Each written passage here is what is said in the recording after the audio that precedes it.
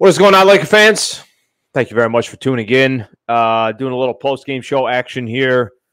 Appreciate you guys being a part of the show. Spent some time talking about the Lakers. Another L for the Lakers. So January, everything was going to change. They're 0 for 2 starting January. Home cooking was supposed to change things. Lakers 0-2 so far in 2024. You almost got to laugh here. Just kind of so sad and depressing seeing this Lakers team right now. Absolutely reeling. They lose to the Grizzlies 127 to 113, the final score. All right. They are 11th in the Western Conference. They're now 2 games below 500 at 17-19, and they've lost 10 of their last 13 games. So really, really weird to see what's happened to the Lakers because it's happened so quick. And it feels like it's just getting uglier and uglier.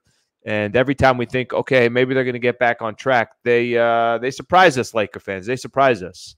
So I got a lot to get into. We'll talk about pregame show. I got a chance to listen to Darvin Ham, and I really, really thought he was rallying the troops and that the team would respond. Obviously, I was wrong about that.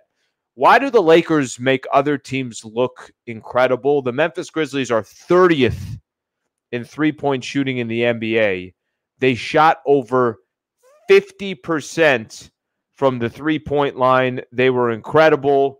All of a sudden, they look like the best team in the NBA. They look like they had Reggie Miller, Ray Allen, Klay Thompson, Steph Curry, and Glenn Rice all on the same team. Their three-point shooting was incredible. I want to talk about how teams are starting to smell blood when they play the Lakers. Lakers, literally, nobody is fearing them. And teams are trying to clown the Lakers now. And, if you get an opportunity to beat the Lakers, teams are going to try to take advantage of it. They're taking advantage of it. I want to talk specifically about Darvin Ham and really lack of adjustments. I thought he said some stuff in the post-game show.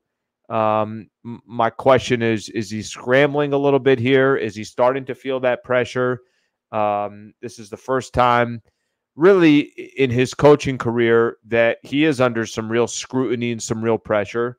When the Lakers were losing in the past, Russell Westbrook was there. And then you get to the Western Conference Finals. This year there's a lot of expectations, and losing 10 of 13 is a lot. That's really, really bad basketball. And that's a long stretch of games. You're talking about over 10%, probably close to 15% of the season is 13 games. So something to keep in mind there. And I want to spend some time talking about LeBron James in his post-game comments. So thank you for being a part of the show. If you guys don't mind, please subscribe to the channel. Underdog Fantasy, a proud partner of the channel here of Hoops Talk. Let me first off start off by saying pregame show, I'm in there and I'm listening to Darvin Ham talk, and Jim Hill asked a question. The legend Jim Hill from CBS asked a question about just the noise around and if he's concerned at all about his job or anything along those lines. And I think exactly how you expect from Darvin Ham. Say he's not concerned. He said something about those anonymous sources that he wishes they would put names to them, and that these sources who are anonymous would come out and say exactly who they are. And I thought he was kind of taking more of an approach about just be a man about it. Don't hide behind someone or something. Just come out and say who it is. And I don't even think he's talking about the journalists. I think he's talking about who the actual sources are, agents, players, whoever it is. I thought he addressed it, hit it head on, and I thought there was a little bit of like, let's go to work tonight. And I thought there was a very, very good chance that this Lakers team was going to rally behind their coach. I did. Maybe I'm crazy. Maybe I'm delusional. But I really actually thought that if there's a game that your team is going to rally around the troops, it's going to be tonight. And I'm going to get into the game in just a second, but I want to set up what was going on in the pregame. I asked a question after Jim Hill, and my question was, I'd hate it's a long season. You got ups, you got downs. What's your philosophy when there's downs? What is your style? What's your message to the players, to the coaching staff when things are not going well? And he kind of went into this rant of what his answer was. But I think for the most part, it was like, look, we're going to stay positive. We're going to try to identify. We're not going to run away from any of the problems.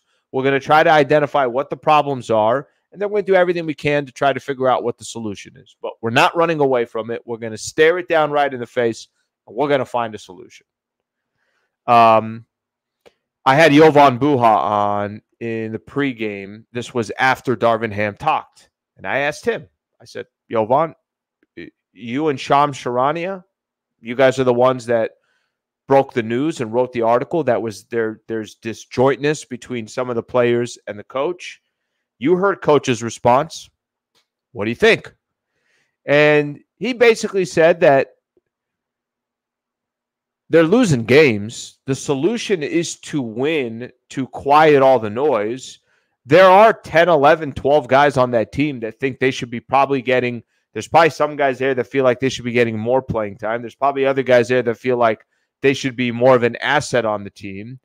And when you're winning, nobody can really say anything. But when you're losing, guys are probably going to chirp. I think that's what's happened. That's been the situation. But in a game like tonight, like I said, I'm going to go back to it. What I said was, if there's a game to rally the troops around, it's got to be tonight because of the predicament, the situation. You had that bad loss against Miami. Now, I kept saying it. I did Lakers talk last night. I think did my post-game show that I did with you guys after the Miami Heat game. I'm like, go look at Memphis's roster. That's a good team. Don't pay attention to the 11 and 23. It's a good team. They could just flat out beat you. It has nothing to do with were you trying hard, were you not trying hard. Has nothing to do with the turmoil that's going on around the Lakers.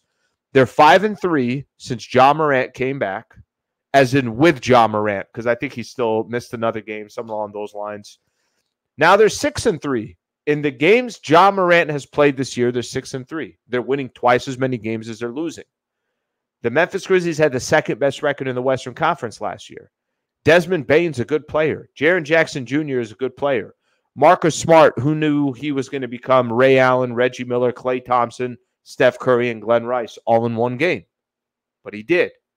And the Memphis Grizzlies flat out beat the Lakers in a game the Lakers had to have. How about this?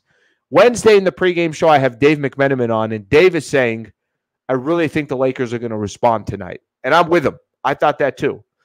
Today in the pregame show, I'm talking to Jovan, and Jovan says, I think it's a must-win game tonight. Travis Rogers and I do the morning show on 710 ESPN. We're talking about this morning. It's like, doesn't this oddly feel like a very, very important game? A critical game, if I may say, for the Lakers. And they lost. And in the fourth quarter alone, they got outscored 33-19. They gave up to the Memphis Grizzlies 23 three-pointers. 23 out of 45 three-pointers is what the Memphis Grizzlies shot. The Memphis Grizzlies have the worst offense in the NBA. Literally 30th, at least when I was coming into this game, I was looking on NBA.com. 30th in the NBA in offense. 30th in the NBA in three-point shooting. They shot 53% from the field, 51% from the three-point line, and 80% from the free throw line. You just can't make things like this up. You just can't. And it seems like every time the Lakers need a break, it completely goes the other way. And it certainly went that way tonight against the Memphis Grizzlies. So I wanted to set up at least just the storyline coming into the game and how important I thought, and I think a lot of other people thought tonight's game was, and what kind of message are we going to take, whether a win or a loss. If you get a win, you kind of start quieting the noise a little bit, at least for a couple of days. If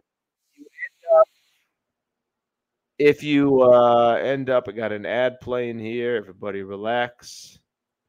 But if you end up getting the L, it only gets cranked up a little bit higher, and it got cranked up a little bit higher. Okay, now I want to talk about the actual game, and I'm going to do that here in just 1 second. I just want to remind everybody, at least we won the in-season tournament. Don't you ever forget that, Laker fans. At least this year, we won the in-season tournament. Here, I'll stand up a little. See that? Huh? Who's the in-season tournament champions? Huh? This team. This team's the in-season tournament championship. Let's take that banner down. Just an idea. This is just my own personal thoughts here. It might be time to take that banner down. It's not exactly the best look for us right now. They may want to take that banner down. Okay. On the actual loss tonight. So a couple things, and I'm going to go through them real quick because there's a number of other things that I want to get into. Don't you ever forget it. In-season tournament champions here. The actual game, Lakers came out and did honestly exactly what I thought they were going to do. Put up 38 points in the first quarter. They were up 9. At one point, the biggest lead for the Lakers. They got it all the way up to 13. And you thought, yeah, the Lakers coming out ready to go tonight. They got something to prove. It's a big game for the Lakers. They're going to do everything they can to try to quiet some of the noise. They need to start some new momentum. They had to win tonight. They came out the gate. They played good ball. 38 points in the first quarter. Bron was cooking. How many threes did he hit in a row? It looked like the Lakers were, at least early on, they didn't fall behind by 10 or 12 points. They came out and they set the tempo. And I thought they sent a message early. We're coming here to win this game. We don't care who's on the other side. This is about us. It's not about you. There's a critical stage there to end the second quarter and to go to halftime. I got the game in the background on, just watching it back as we go here. Critical stage where Marcus Smart hits a 3, and then Desmond Bane basically pulls up almost from the logo and hits a 3 as well. And the Lakers go from up 9, feeling good about themselves by the end of the first quarter, to at the half, it's 59-58. Memphis in the game. So now they're feeling good about themselves. They go in at halftime into the locker room are telling themselves, we're right here. We took their best punch. They were desperate. They got to find a way to win this game tonight. They gave us their best shot in the first 12 minutes, the first 23 minutes. But in those final couple of possessions, Memphis made it a 1-point game. I thought that was critical for the Grizzlies, and I thought that was an unfortunate predicament for the Lakers that after everything they did, they found themselves only up 1 by the time that third quarter was going to start. By the time you went into halftime, they got outscored 29-21 in that second quarter. And then after that, there was no stopping the Memphis Grizzlies offensively. They dropped 127 on the Lakers. They put up 29-29. And how about this in the second half? 36 and 33. They had 69 points against the Lakers when it was money time. 69 points against the Lakers when it was mano a mano. We're both in this game. Both teams kind of trading baskets, going back and forth. By the time you got to the fourth quarter, I want to say it was 94-94, something like that. I know it was tied. By the time you got to the fourth quarter, it was, okay, let's go. And then you got to the fourth quarter, obviously the most critical, the final 12 minutes of this game, and Ja Morant took over, Desmond Bane took over, Marcus Smart hit some big shots. The Memphis Grizzlies clowned the Lakers in that fourth quarter. And next thing you know, you're looking up at that scoreboard, and you're like, are Lakers down 16? They'd go down as much as 16. They'd end up losing the game 127-113. On the Grizzlies side, Jaren Jackson Jr. drops 31. Marcus Smart, I don't know what his career high is in three-point shots, but I'm pretty sure it's probably 8. He had 8 tonight. 8 of 14 from the three-point line. He gives you 29. Desmond Bane gave you 24. Ja Morant gave you 21, 7, and 7. Zaire Williams had some nice highlights, a big three, a couple alley-oops. He had 15 points. Like I said, when it was money time, Memphis delivered. The Lakers did not. For the Lake Show, it's kind of the same story as it always is. Reeves gave you 19, also had 12 assists. Give him credit there on the 12 assists. AD gave you 31. Bron gave you 32. After that, Taurean Prince, 9 shots, 10 points, 3 of 9 from the field. Christian Wood gave you 11 points, so there was somebody that gave you at least enough from an offensive perspective. Didn't take a high volume of shots, only ended up playing 18 minutes.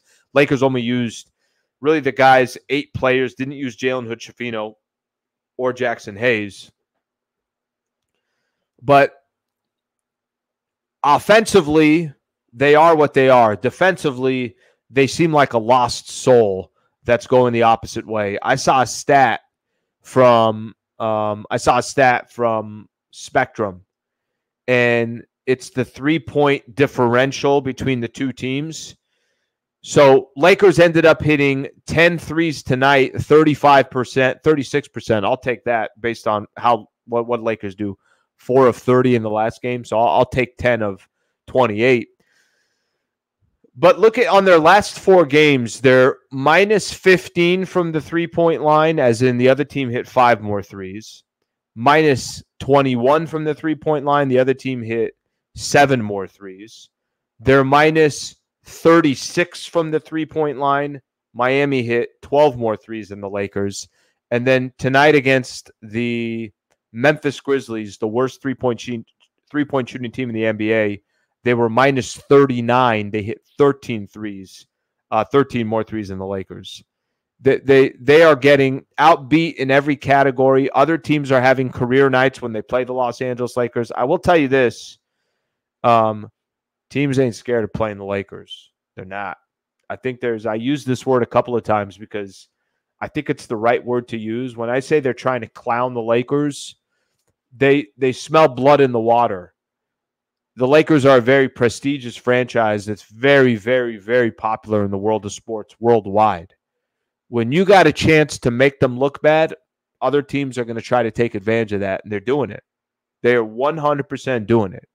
And for the Lakers, they don't make adjustments. And that's on Darvin Ham. They don't make adjustments. When you watch this team on a night-in, night-out basis, there's a lot of times you're telling yourself, it's like, are they going to decide to do something a little different on Marcus Smart? Okay, I understand the man doesn't hit threes. He's not known as a three-point shooter. He's hitting them tonight. Do something a little bit different. Can we make adjustments as the game goes, or do we just stick to one game plan, and that's what we're going with? And unfortunately, too much of the time, I think that's what's hurting Darvin Ham right now. I don't feel like there's enough adjustments within a game. I don't want to keep going back to the Miami Heat game, but Eric Spoelstra was running circles. Taylor Jenkins, obviously, tonight, he's got some real players. They were doing what they were doing. I think this was more just he's got real talent, and that talent was shining.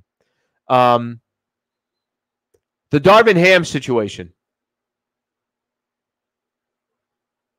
We got an interesting situation on our hands. I think that's the best way to put it. We got an interesting situation on our hands. I'm going to read you guys off something here. I'm going to share this with you real quick. So after the game, I like doing this every once in a while, allowing Laker fans, go ahead and let me know what you're feeling. Let me know your thoughts on the Lakers situation right now. See if I'm able to do this.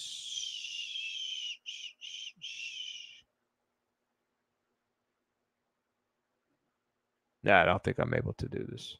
I'm going to read you guys some of these comments, and I'll do my best to... Let's see if I could share these. Can I share these with you guys? Can you guys see it? All right, you guys can see it. Okay.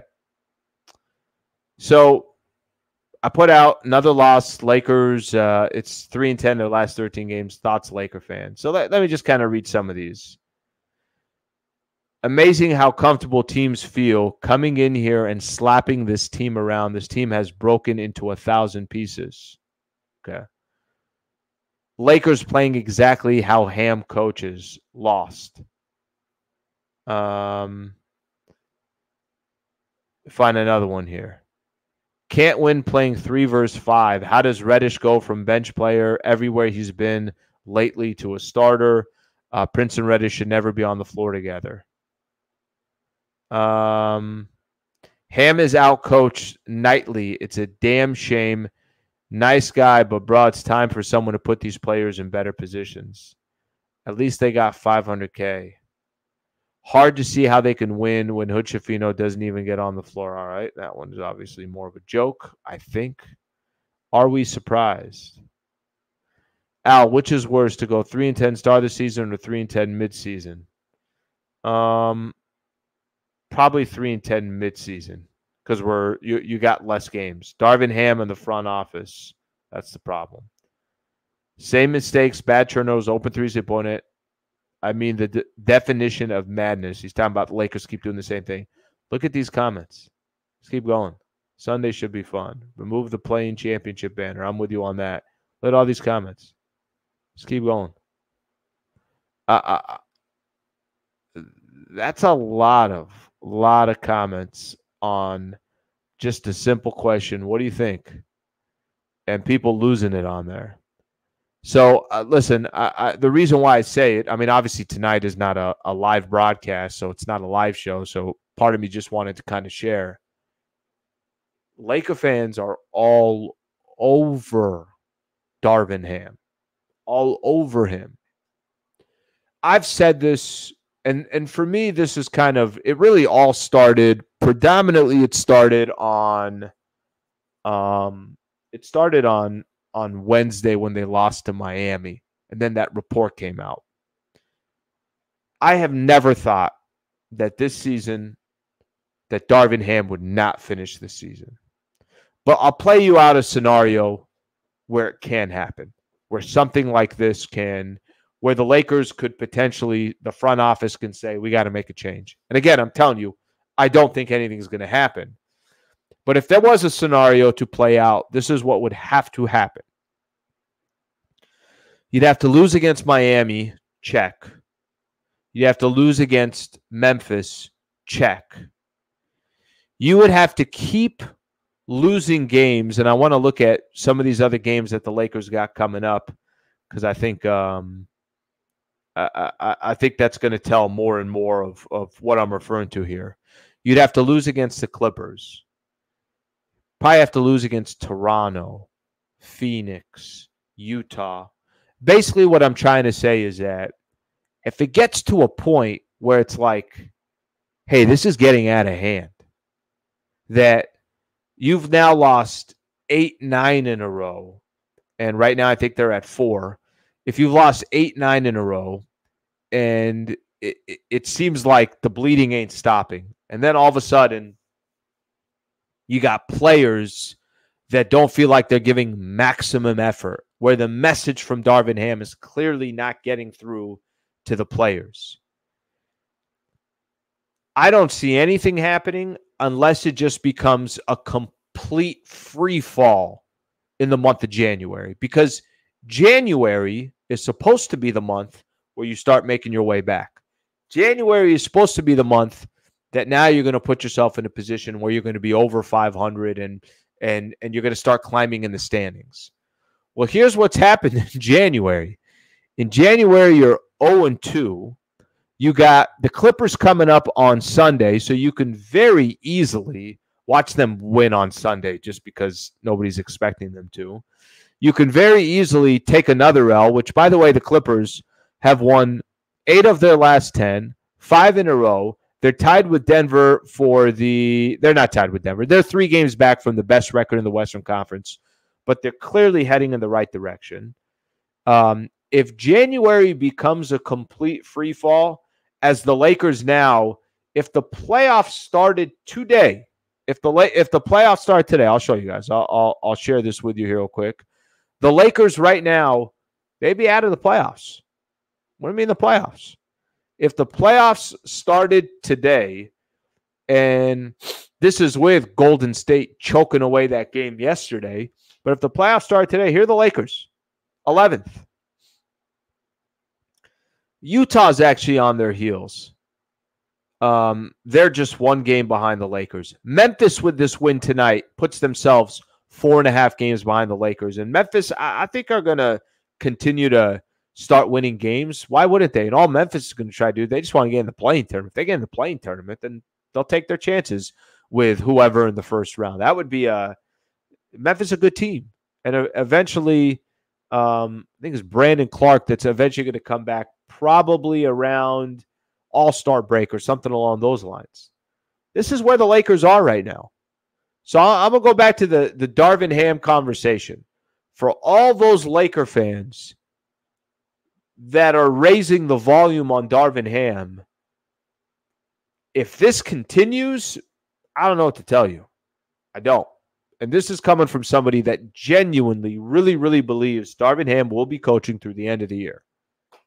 Unless this thing just becomes a complete free fall.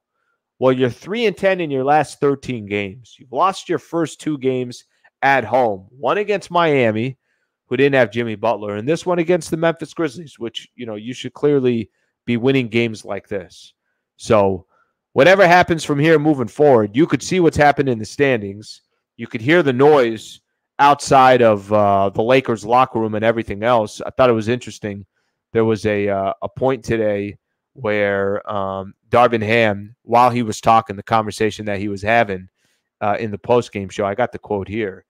He said something about, he looked like he was getting really angry. He was kind of towards the end of the interview. And he said that tired of people living on every game, basically saying that the sky is falling after every loss that the Lakers have. It's ridiculous. It's not the exact quote, but basically what he was trying to say is there's so much drama after one game with the Lakers. I see where he's coming from, but I disagree with him, and this is why. If the Lakers had won, if they were playing, let's say, 500 ball in their last 14 games, they were 7-7, people would bitch and complain, but they wouldn't bitch and complain like this. They only bitch and complain like this if it's looking really bad and you're losing against teams that you should be beating. And if you're 3-10 in your last 13 games, this has nothing to do with just every game the sky is falling. It's a trend. What's it looking like? What's the body language of the team? How does the team come out? How do they respond? When they get hit in punched in the chin, do they come back with a haymaker and a couple uppercuts? I think for the first time, I think Darvin Ham's feeling some heat. And by no means do I feel, he's becoming unglued, because he's not, but he's scrambling a little bit. There's probably a little bit of like, I'm bleeding and I can't stop the bleeding.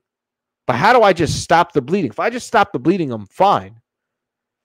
But the Band-Aid that he has that he's trying to put on is not big enough for the wound that looks like it's just continuing to get worse and worse. And there has not been a solution yet to figuring out how he could, obviously stop the bleeding. That has not been the case so far for the Lakers. Okay. Let me give a shout out here real quick to Underdog Fantasy. Underdog Fantasy is a proud partner of the show. And I am very, very happy to have them as a partner. One of the advantages that comes with having a partner like Underdog Fantasy, there's just certain things I could do to the channel that makes it the appearance better. I'm working on adding additional content, and partnerships like Underdog Fantasy really, really help me, and they help the channel. If you're a fan of daily fantasy sports, I'd really, really, really encourage you guys and hope that you guys would use Underdog Fantasy because of this relationship and partnership. There's an incentive for you as well. If you play daily fantasy sports, get on Underdog, create some type of account with your email address, and then use my code HOOPSLA. If you do that, you get a $100 deposit match towards your first deposit. If you don't know what that means, if you put $100 in, they'll match that $100. You have $200 in your account. I put my picks in yesterday. This is how easy it is. I always do kind of the same thing. I do pick'ems. I always pick 2, and I go pregame, which is games that have not yet played. NBA, Here are my 2 picks. I got Giannis Antetokounmpo, 31.5 points. Higher or lower? I'm going to go lower on this one. Houston's a gritty type of team. I'll go lower on this one. Fred VanVleet, higher or lower than 18.5 points? I'll go higher. I think there's some value there. Betting 20 to win 60. All I got to do is plug it and play, and I'm done. My picks are in. There are my picks right here. Again, use that code HoopsLA. Take advantage of that $100 deposit match. Thank you to Underdog Fantasy, and I appreciate you guys sitting in as while I do this read here. Okay. LeBron had an interesting post-game presser, I thought. He kind of kept emphasizing, I don't know why everybody keeps talking about the in-season tournament. By the way, I don't know if you guys know, but take this off here so you guys can see it. We won the in-season tournament. Don't let anybody tell you we didn't win the in-season tournament. I couldn't even get that right. That's how ridiculous this was. LeBron was saying something, I think because everybody keeps saying, hey, you're 3-10 since the in-season tournament. Hey, what happened? You won the in-season tournament. And he kept saying something to the effect of it was the incident. He kept saying it was 2 games. Like, why is everybody making such a big deal about 2 games? I think what he's talking about is the semifinals and the finals, as in we went on a 2-game winning streak. It wasn't that big of a deal. I think the reason why everyone was making a big deal about the in-season tournament is because they were making a big deal about the in-season tournament. They looked like they cared, and their best basketball was during in-season tournament games. And maybe it was the $500,000 incentive. I have no idea. Maybe it was the first time there was a in-season tournament they really wanted. Maybe they wanted a banner up at Crypto. I have no idea. I don't know.